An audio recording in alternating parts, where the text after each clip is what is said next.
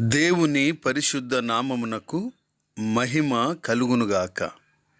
కృపావాక్కు అను ఆధ్యాత్మిక కార్యక్రమమునకు మీకు స్వాగతం.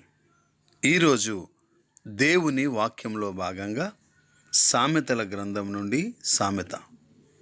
జ్ఞానుల సహవాసము చేయువాడు జ్ఞానము గలవాడగును, మూర్ఖుల సహవాసము చేయువాడు చెడిపోవును.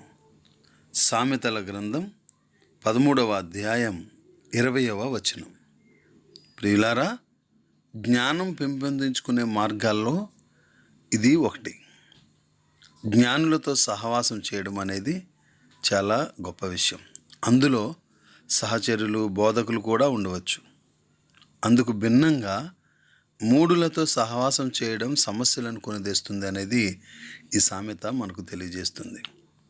సహచరుడు అను మాటకు హెబ్రీ పదం రోయే, కీడును భరించడం అనే మాట ఎరోవా అనే అర్థాన్ని ఇస్తుంది. కనుక ఈ రెండు మాటలు ఒకేలా ధ్వనిస్తాయి. మంచివారితో చెడ్డవారితో సహవాసం చేస్తే కలిగే ప్రభావాల గురించి ఒక సాధారణ అంశంగా ఈ సామెత చెప్పబడుతుంది. కనుక జ్ఞానుల సహవాసం చేద్దాం, జ్ఞానం గలవారుగా మనం ఉందాం. అట్టి కృప దేవుడు మనకు అనుగ్రహించునుగాక. ఆమెన్.